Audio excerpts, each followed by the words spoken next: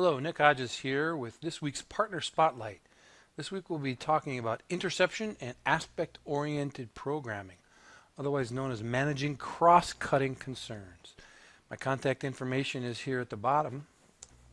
This week's Partner Spotlight is brought to you by my new book, More Coding in Delphi. This book is free for all DX Seattle owners, free in digital form that is, but if you're more of a paperback person, you can order it at CreateSpace or Amazon. And you can find out more at www.morecodingindelphi.com. The code for this presentation can be found on Bitbucket in my Bitbucket account under the Nick Demo Code project. And if you search and look around there for Partner Spotlight, you can dig in and find it there. So what we're going to be talking about today has a lot to do with code organization, how you organize your code. Aspect-oriented programming is all about separating your code into separate concerns or responsibilities. For instance, you want to separate business logic from error handling, transaction management from UI control, etc. All different types of code should be separated into separate concerns. And some of these concerns can be considered essential, or some other concerns can be considered peripheral. The essential concerns would be your business logic. Peripheral concerns would be things like error handling, transaction management, or exception handling, things like that, that are not totally core to the application. Think of an essential concern as the bare minimum with which you could write your application and have it work. And the peripheral concerns as those additional things that you add to make your code work really well, make it work properly, safely, things like that. Peripheral concerns are often called aspects, hence the term aspect-oriented programming. And they interact with essential concerns by cross-cutting across horizontally into your code. One of the problems that can happen in your code is that it can get scattered. You can have duplication of code in many places. You can have exception handling all over the place. Logging might be something that would take place all over your code in places that you might not even know about or remember. It's very difficult to maintain because if you want to change it, you have to go and change it in all the different places that you've written it in. And it makes things hard to test because you create dependencies by having logging code, for instance, inside of your process. And you have to, say, mock out the logger or something along those lines. And so one of the things we'll talk about is how aspect-oriented programming can keep your code from being scattered. It can centralize those peripheral concerns. In addition, your code can be tangled. As you can see here from the graphic, the core concerns are in yellow. They're the things that actually get done and that the code actually is responsible for doing. Things in blue, for instance, exception handling, are slightly peripheral in that you don't absolutely need exception handling, but it's peripheral to the main core concerns. Transaction handling and cursor UI handling are also things that are peripheral to the process of changing an email address, for example, as this code example shows. So we want to use aspect-oriented programming to try and pull out those peripheral concerns from the code and make them more easy to manage outside of the main core concerns. The other problem, of course, is code tangling bloats your code because it causes code to be all over the place. It causes a lot of repetitive code. You're constantly writing logging code, or you're constantly writing screen cursor changes. And again, it makes unit testing harder because you are having to deal with and process code in your unit test that you don't want to deal with. So ultimately, aspect-oriented programming is a way of separating your concerns. You define the behavior once in one place, and you use it many times in many places. It's a way of implementing cross-cutting concerns like logging, security, validation, exception handling, UI processing such as cursor changes and things like that. Now, aspect-oriented programming will tell you some very specific things when you do it. First, it can tell you that you've entered a method. It can tell you about the parameter values at the entry point of that method. It can tell you the result of any function that you've called. It can tell you when you've exited a method, and it can tell you when an exception is raised. And you can add code at those points, the entry and exit points of the method, and when an exception is raised, and you can log information about anything that's going on inside the parameter, and you can choose when to execute the main portion of the code itself. As we'll see in the demos, this will allow you to greatly control what goes on inside a method without having to write any code inside that method. So aspect-oriented programming is available in the Spring for Delphi framework. It uses the interception technique, and most of the code we'll be looking at today will be using the Spring for D framework. So I highly encourage you to go to spring4d.org, pull the code down, and start using it. So let's go to the code. Okay, here we are in Delphi 10 Seattle. I've got a set of demos here I'm going to go through. I don't have much time, but we'll get through them. First one is Simple Interception Demo. And this is a simple demonstration of interception, as you might imagine. And it uses the spring.interception namespace or unit to provide the functionality needed to intercept a method and do some things to it before and after it actually gets executed.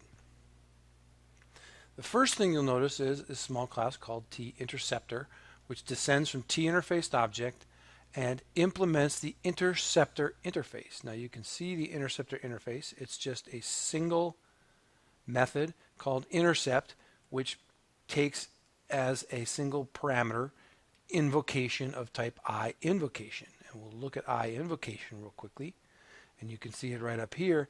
It includes arguments, methods, result, and target of the actual method that's going to be intercepted, as well as this method called proceed, which will actually execute the method itself. The implementation of this class looks like this. The first thing we're going to do is we're going to write line before method call named, and then we're going to take the invocation, grab the method parameter, the method, and ask for its name, which will be the actual name of the method being intercepted. Then I'll take our invocation and we'll proceed with the invocation of the actual method itself. If there's an exception, we'll say that the method threw an exception, and we'll grab the message. And then when we're done, we'll say after method call named whatever the method is. Now, there's another class here, a very simple class called class to intercept, and it has a method on it called intercepted method, which is virtual. That's important. And you'll notice that all it does is write out to the console calling intercepted method. That's it. Now, the main portion of our application is here. And again, this is just a simple console application. And here's what we'll call main. This is the main that we're going to call. And we declared two variables, one of type IInterceptor and another of type tClass to intercept. Well, remember, those are the two items that we declared up here. So the first thing we do is we create an interceptor. Interceptor, you'll notice, is of type IInterceptor, which is here.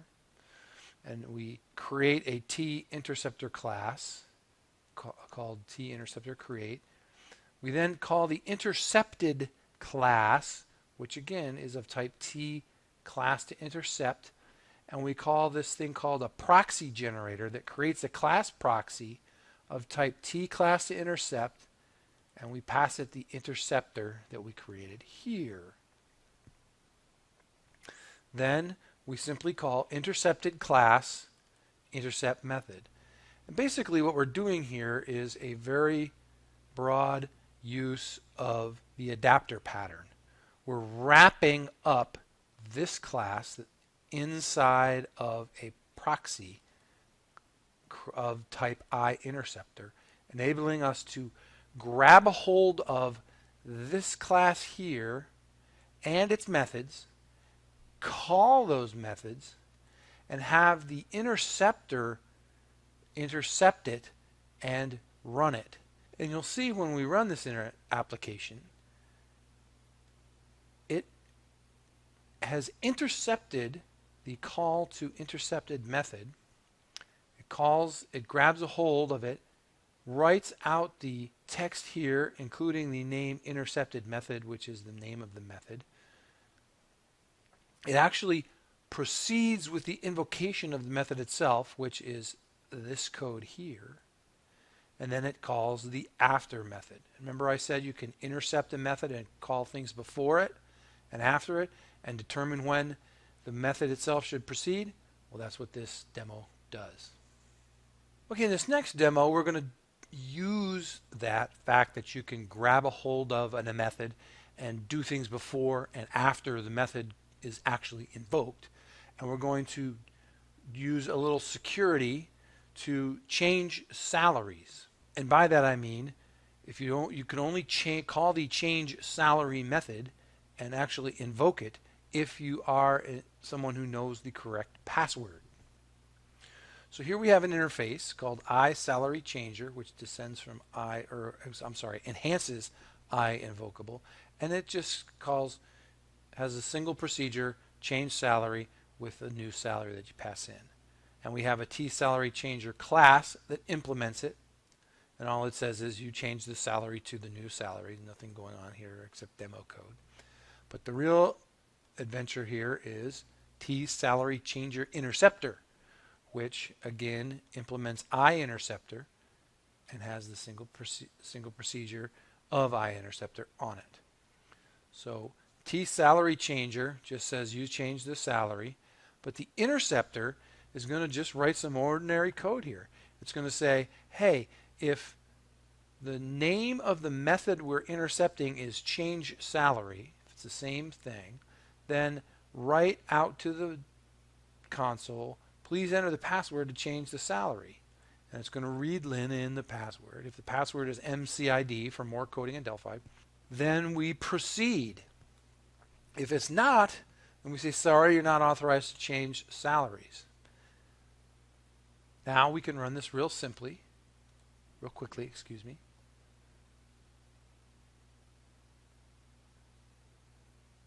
And we can see that if I type in MCID, you change the salary to whatever, $100,000, which is what happens in the code. But if I run it and I type in blah, it says, sorry, you are not authorized to change salaries. That is aspect-oriented programming in action. I have changed the behavior of this code right here by intercepting the method and invoking it when I please. And the thing you'll notice is you don't even have to invoke it. In this case, we only proceed with the invocation if we pass in the right password. So you have total control over how and when a method is executed. And this code here is very similar to the last demo. We simply create a proxy for the iSalaryChanger interface, passing in the salary changer itself and the salary changer interceptor, and we end up being able to call change salary with the new salary that we've passed in. Here in the view source, we're passing in a new $100,000 salary, and the interceptor will grab a hold of the method, put the code at before the proceed call and after the proceed call, and actually only call a proceed call if you actually have the correct password. And thus you have a nice way of invoking some security on a specific method without necessarily having to change the method itself. Okay, in this demo we're going to show how you can use attributes to invoke interception on a specific class. Now again, we've got our tInterceptor class here, which is going to do the work of intercepting the method. It's the same as the first demo that we had, basically. Then we've got a service, iInvocable, of course, it does something. And then we have a class called tService, which implements iService, and it doesn't do anything other than say doing something. But you'll notice that we've got an attribute here attached to it called interceptor with the type information of tInterceptor. And that type information for tInterceptor is going to be attached to the service class, and when we run this application, you'll be able to see that it will indeed intercept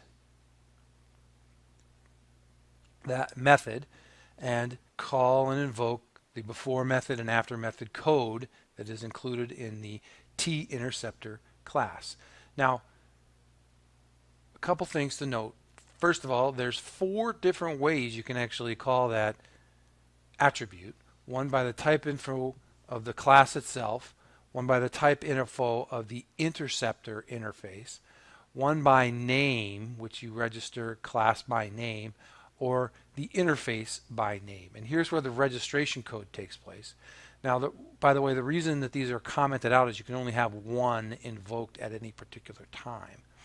So any of these 4 combinations will work.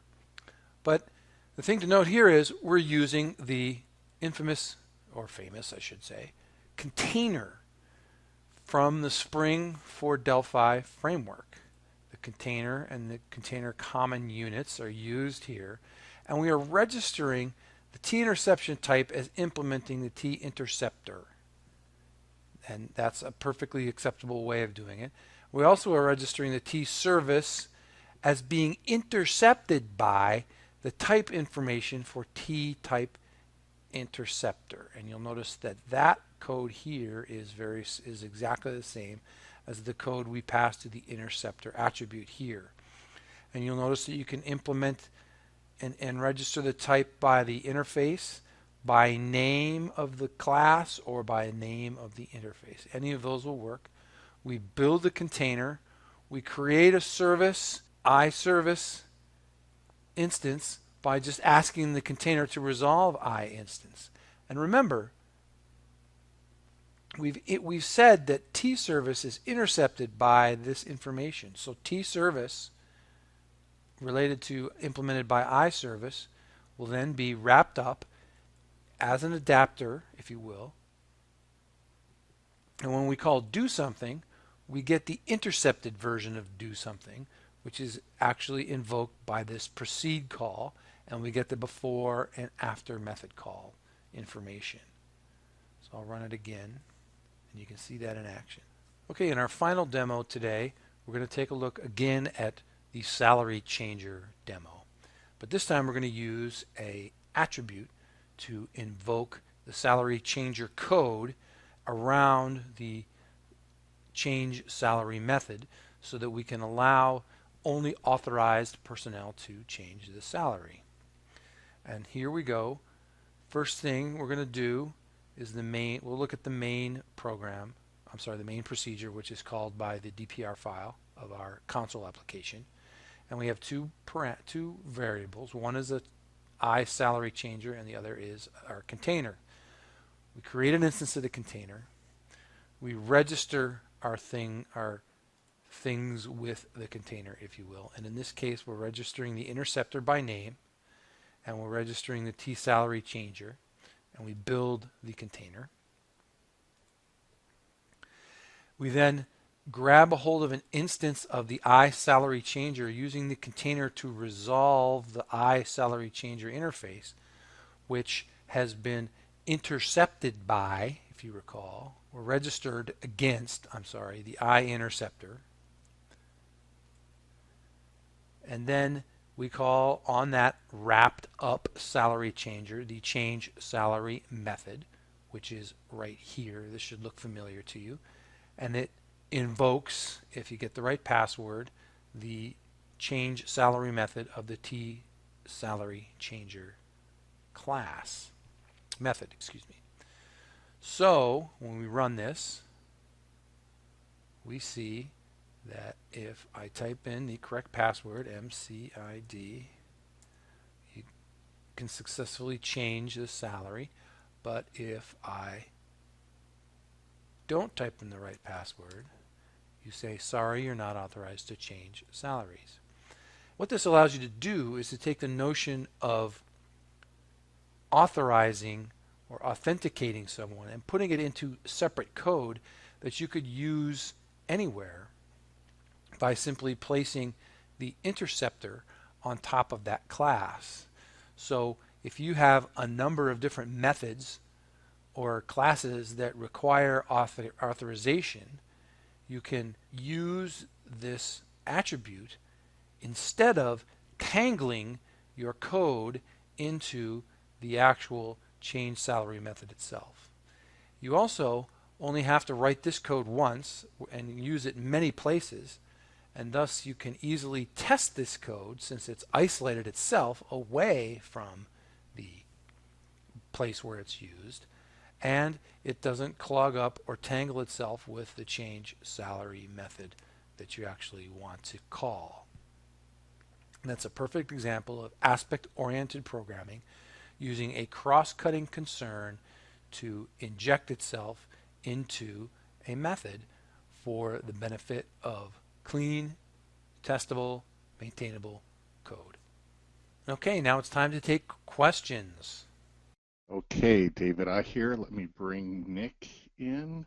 Nick, are you there? I am here. Excellent. Okay. Um, every time I think about ways of adding aspects to programs and languages, the hard way, I always think about things like finding a place in a tree to inject a method or and then having it cascade all over the place. But then you have these never-ending growing object trees, just like in the early days of massive trees, of class library. Sure. And then I also think, well, okay, what if I just like go into the virtual table and intercept? I'm going to overload that word, and change a point. Well, it's not you're actually not overloading it because that's pretty much what happens. Yeah. But I mean under the covers, by spelunking things, or passing along pointers to functions and procedures and things, and get lost in the morass of all of that. And then in C++, I think, oh, well, there's this friends notion. You create all these friends, but then you can't visualize that easily. You've got all these friends all over. And so when we first started thinking about aspect-oriented programming, a natural thing that you might want to do to certain objects in a tree would be to do some logging or some metrics or some analytics maybe, but you didn't want to have that heaviness carrying all the way through. Sure. But looking at your code and how easy it is to do the interception or to inject functionality into a program is absolutely. Gerhard said this is very useful. Is it available for C++? What you're using at Spring4D, that's Object Pascal only, right? Yeah, the entire Spring4D framework is written in Object Pascal. I don't know if it will work with C++. I don't know C++, so I don't know if the same principles will work. I'm guessing no, because I don't know if C++ can handle things like attributes. And for everybody who's on there, I put all the links that Nick talked about, at least the ones that I could remember. They're in the chat window. So to his Bitbucket for the source code, to More Coding in Delphi, the book, which is on the screen right now. You can buy it on CreateSpace or Amazon. The real book. Like not physical book. So physical. That's the right way. Paper book. The other thing is now there's this other link, discuss the book. Is that your own More Coding in Delphi community, or is that a subgroup of another Google Plus? That's the Coding in Delphi group. Yeah, there's about 775 people in the group. Haven't been a lot of conversation on there lately, but it's certainly a good place to ask questions if you have any. I'd be happy to answer any questions people have about the book. And I put the Spring4D, Bitbucket, Stefan Glinke's, or Glinka, I don't know, it's always awful pronouncing names early in the morning. I put that in the chat window as well. Now, we only had a certain amount of time to go through a part of your book, and I just want to remind everybody the previous one you did, the command pattern, is on the Tech Partner Spotlight playlist. And I put that playlist in the chat window as well. In your chapter on aspect-oriented programming interception, is there much more that if I had given you like hours to talk about the topic, what do you? Yeah, there is. I started from the real low level. There's a class called T Virtual Interceptor, which is sort of the basis of all of this, and I show a demo of that and how that works. And go from there. So yeah, there's a lot more information in the book about aspect-oriented programming. It goes in depth, and certainly more chapters on more topics than just these. But I appreciate the opportunity to talk about aspect-oriented programming.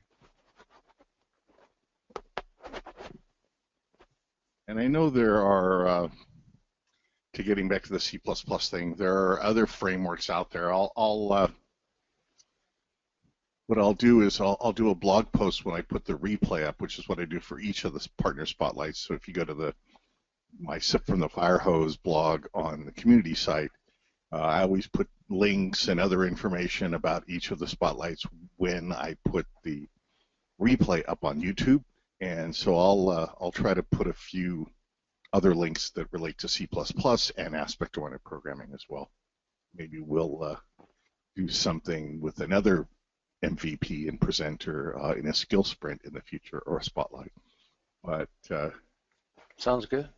Yeah, this stuff is really cool. Otherwise, you end up just with this mess. I know we lived that in the world of, especially on C++ side with multiple inheritance, just massive numbers, forests of class array trees, and other tricks we had.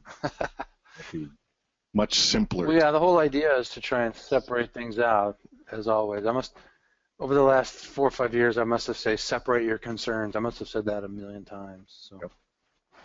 And Antonio's asking, can you use these same concepts for FireMonkey? You're not doing anything that's framework specific, right? User interface framework or platform specific. No.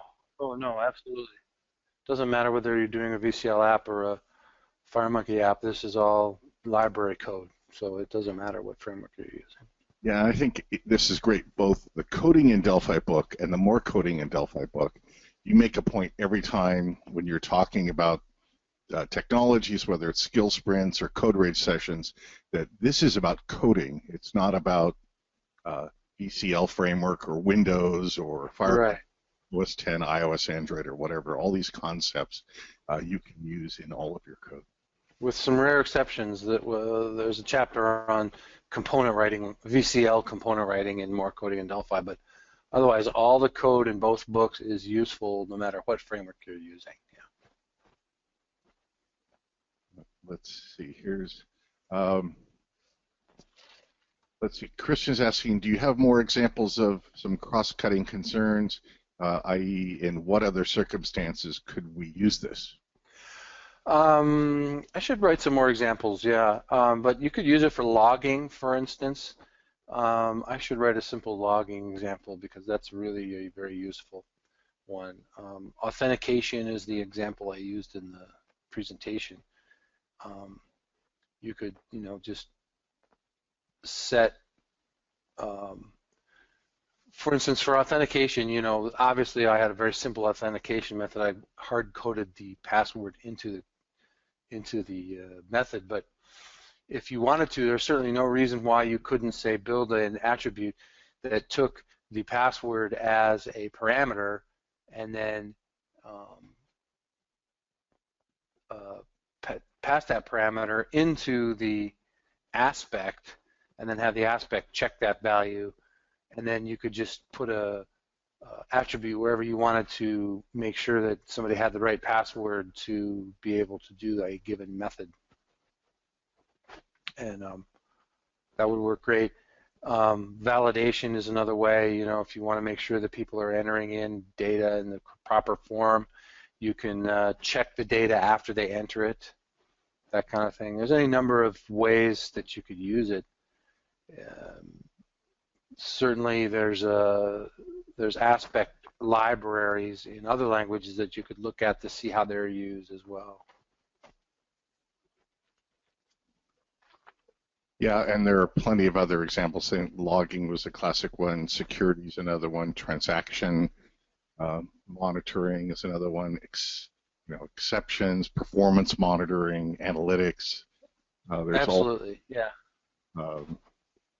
Of use cases. There's even a book with let's see, where was that one? Aspect-oriented programming. It's a Java book, but aspect-oriented programming with use cases.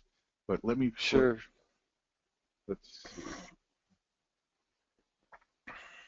Yeah, let me, again, profiling, method execution time. There are lots of examples. Just go into Sure, you could log the profiling of any method. You could have the aspects start and stop a stopwatch, and then execute the, call the proceed method and execute it and see how long things are taking, and log all of that.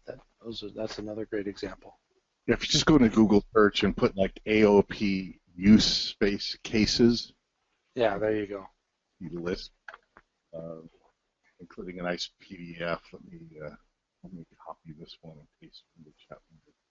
I always like to find other things to look at. Let me put that one in the chat window. It's a I pasted the title, but I didn't paste it in. Okay, let me do that. Of course, I have to. Okay, there you go. Use cases and abstracts. Copy that one. But yeah, just that's a easy Google search. 3 words: AOP space use space cases. There you go. Looks good. I mean, there's many more, so we could go on, but we won't, because we're at the bottom of the half hour. Nick, any other words about aspects and No, I just encourage people to explore the use of aspects and use the Delphi Spring Framework, which makes it incredibly easy to do them. When used many places, will the password test be invoked each time if not storing the value first keyed in? Sorry, can you repeat that? Okay. When it's used many places, will the password test be invoked each time if it's not storing the value first keyed in?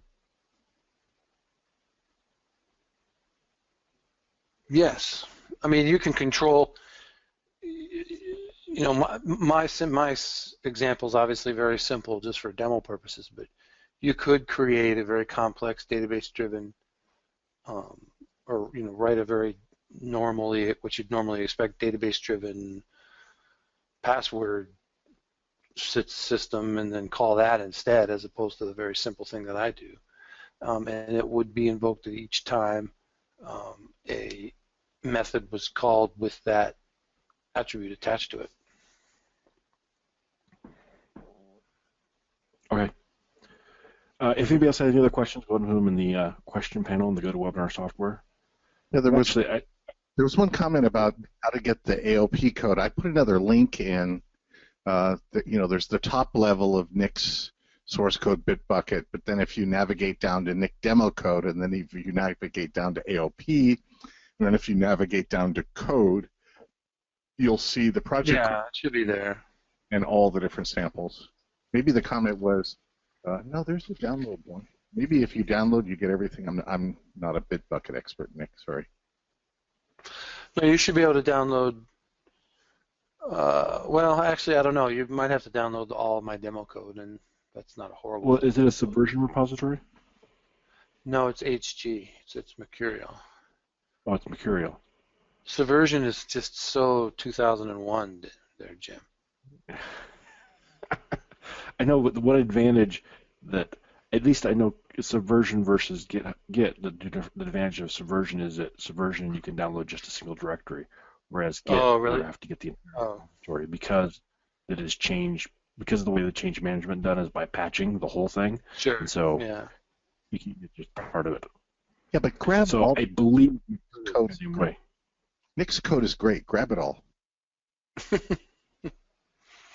It's just code. It's small. I'm a cheerleader for Nick, so I'm one of his cheerleaders. Well, I'm very grateful. Thank you, David. And it has nothing to do with the fact that Nick let me write the forward for his more coding at Delphi. I didn't let you, David. I asked you, and you graciously conceded. Yeah, because otherwise things would be bad. No, just kidding. No, coding in Delphi, more coding in Delphi, get the books. What can I say? Yes. Get the ebooks and then buy the print books to get them signed. That's what I do. Yeah, get 10 Seattle, get the ebook for when you're traveling and you don't want to carry a book. But if you have the book, yeah, find Nick at an event and he'll sign them. I will gladly sign any book. And he doesn't charge. My pleasure. No. No, I don't charge like the guys at Comic-Con. No. So I have a book by somebody else. Will you sign that one too? Yeah, sure. Okay. I'd be happy to sign other people's books. So Alf's asking if the book exists for Kindle as well. It does. You guys just download the PDF, but I have Kindle and EPUB versions available, and if you email me, I can send those to you. Maybe we should see if we can get our download update to include those versions as well. I'd be happy to do that, yeah. There's a couple, I don't know if you're seeing them, Jim, there's a couple here by waiting for name with, I don't know how the square brackets thing didn't get a name. Maybe they didn't put a name in. You see those?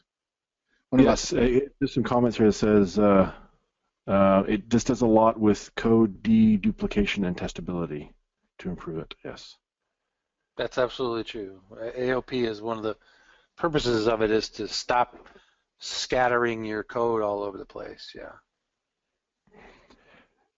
It's interesting, actually. I remember back when AOP was fairly new and it was kind of more of an academic idea at that point. I remember looking into it and thinking, this sounds really cool. So it's exciting to see that it's available now for Delphi as well. So absolutely. Stefan Glenke has done a terrific job, yeah. Yes. There's so many things that it's so neat to see all the great features that are available in Delphi and all the cool things you can do with it and stuff like that. Yeah.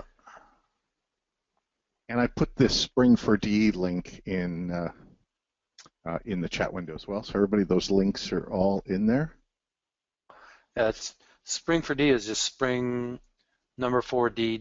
and it takes you right to the repository. So now, what all does Spring4D do besides aspect-oriented programming? Well, it has a dependency injection container. It's got, now I think it actually has a object persistent framework called Marshmallow that may still be in testing and development, but it's got that in there. It's got cryptography, streaming. It's got some really cool, it's got nullable types. It's got guard class. It's got a lot of cool stuff in it. I definitely recommend people downloading it and poking around and just taking a look and seeing what it does. Okay. Very cool framework. So here's a question. Yeah. Anyway, sorry. It should be included here. Maybe. Well, if we get it on Get It, then that just makes it. It's optional. It's like, oh, put it up on Get It. There you go. That's what you need to do. So the question here: how does this behave on the call stack when debugging this kind of AOP application? It behaves just like you expect it to, because you can step right into the intercepted class, and then when the proceed method is called, you can step right into the actual wrapped, intercepted method call. So it all behaves very nicely inside the debugger. Okay. I can understand why you asked that question, but because it is a bit of indirection, but it all works very well inside the debugger. That's always the question. Is it's all fine and dandy on the academic level, but when it gets down to debugging things, what's going to happen? Exactly. Yeah. Well, that's a good question. And apparently, he said we understood the question well, so good. Sometimes there's a bit of a trick to that. Yeah. Oh, yeah. So I guess a question: do you use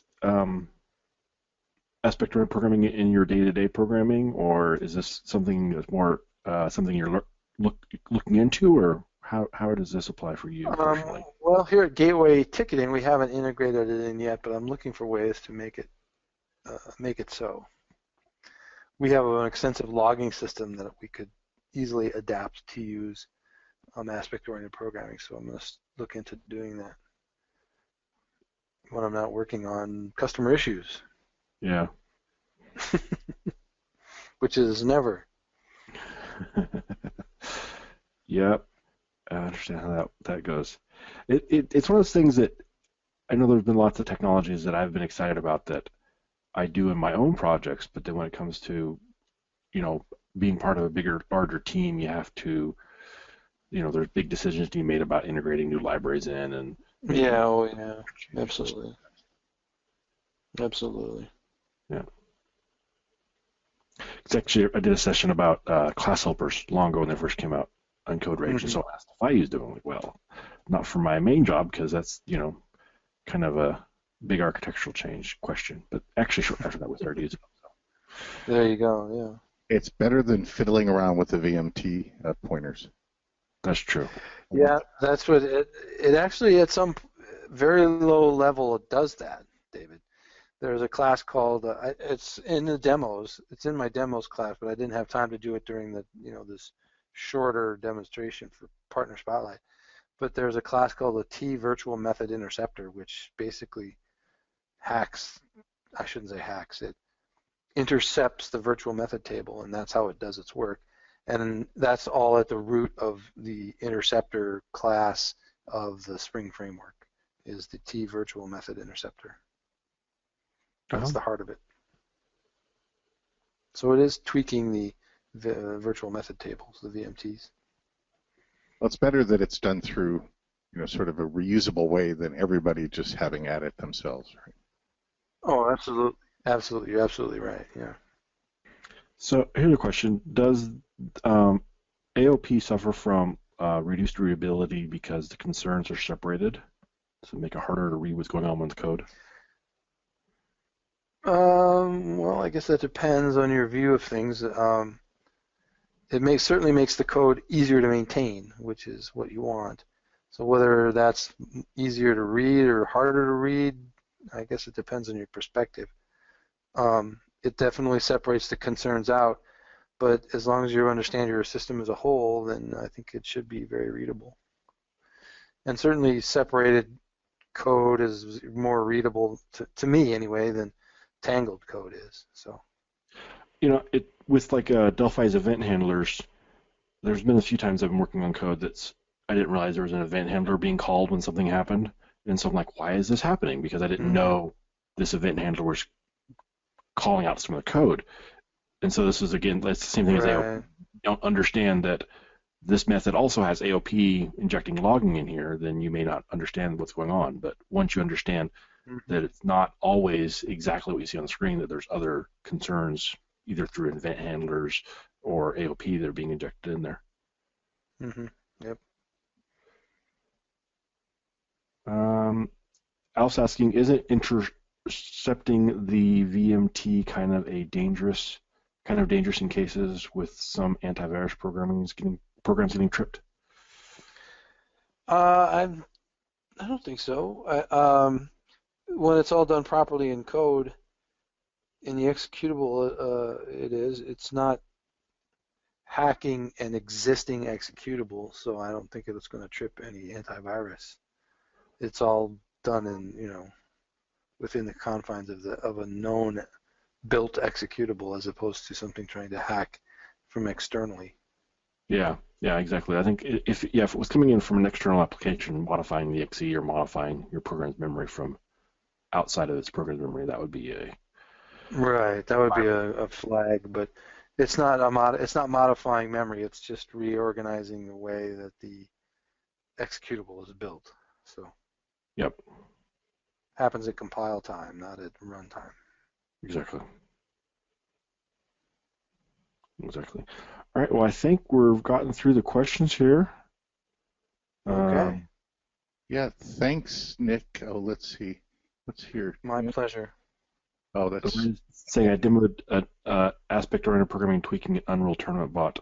Oh, I remember doing some stuff with Unreal Tournament bots and aspect-oriented programming about the same time, so I don't know. I may have done those together. Sounds like something I would do. Can you define entanglement a little more? Well, you can see how isolated these injections of methods can be versus, imagine before we had the notion of aspects, you'd have to go up let's say we wanted to add a logging class or a security class or method. We'd have to go up the object tree and find a spot where we'd add a secure authorization method or a logging method, and then it would be carried all the way down through the tree. But what if you wanted to do logging only in a few of the branches of a class library or class hierarchy? So as you saw in the samples, he could inject where he wanted to in his classes rather than having to put if statements all over your original code. In fact, you could keep existing code and just say, for this class, I want to add this method and use it. Or I want to intercept before and after a method is called, that was the proceed method, to do something, whatever that is, log a value, do some security checking, look up a data set, whatever it might be. So again, you'd have to put if statements all over your code for special cases where you want to do logging or do authorization or do some other special processing. So entanglement, if statements all over the place all the time versus injecting aspects where you want them. How about if I type that in, okay? Let's see. There are 4 different ways, but can only use one. How would I know which is what best one to use? Well, again, you have to know your domain. You have to know your class library and what you're trying to do. Maybe you've inherited some existing code and your task is to inject some functionality at certain parts of the application. Go and see where those objects or classes are being used and see if you can intercept a method to do something you need. Otherwise, it's okay to also go in and refactor your class library and put some methods somewhere along the tree. So let's see that. Oh, well, again, aspects have been around, Daniel, for years and years and years. In the Java world, there was Aspect J. For C++, there's different frameworks as well for injecting. The beauty of all of this, and I've put the link, I think I put the link in the chat window to the Spring 4D framework that Stefan Glinka has created. And under the covers, it's spelunking and injecting methods and doing things with the virtual method table so that you don't have to. It's all done. It's reusable under the covers. So if you need to, again, refactor your object library, that's always a pain, especially if you've got code that's already existing, you don't want to screw with it, or inject these methods in the mechanisms that Nick talks about. Get 10 Seattle, download the ebook, read the chapter on aspect-oriented programming and injection, or buy the book and read all the chapters, but read the chapter on ALP. And then if you see Nick, if Nick is going to be presenting somewhere, bring the book. He'll be happy to sign it. How would you intercept both logging and password on the same method?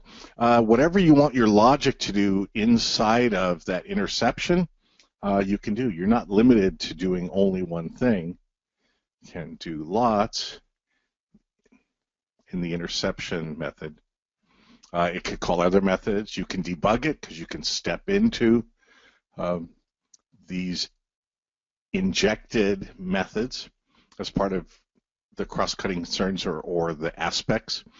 So there's nothing special or hidden or mysterious in that way. Set a breakpoint inside of the method that you're injecting into a class, and set a breakpoint and have it hit it when it gets to that point in the execution flow. Let's see if okay, so those are some of the questions. Again, going back to which one is best to use, it depends on the existing code you have, whether you should use attributes or just direct injection. So I don't have, there's no golden rule. It's really knowing what existing code you have. It may be a library that you don't even have the source code for, but you have the documentation, and you say, gee, before I call that method, I want to do something, whatever that something might be. And so by injecting or using aspects for that method in that class, you can then do something, do some work before and or after. And then in your code, of course, do whatever you want. It can do one thing. I'm a big fan of having methods do one thing, but if for some reason your method has to do 2 or 6 or 100 things, then so be it. That's in the spec for what you're trying to enhance. I think the other thing from a testability standpoint and maintainability, you're not touching that original code unless you really need to refactor or inject methods along the hierarchy, as I mentioned. So it's really dependent on the requirements, what you're working with, for example, in your code, in the system that already exists. And I'll leave it to you to make those kind of decisions. But get more coding in Delphi. The book is great. It's not because I wrote the foreword. Nick graciously asked me to write the foreword. I've known Nick since I first saw him at a computer club meeting at the Naval Postgraduate School. I think it was in like 1991 or 1992. I was showing Borland Pascal 7 way back when. And it was great because all I had to do was drive from Scotts Valley to Monterey, and that's a beautiful drive. And I met Nick way back then and have had the luxury of working with him and learning from him for all those years. So coding in Delphi, more coding in Delphi, both great books if you're a Delphi developer, or if you're looking for these concepts regardless of what language you're using.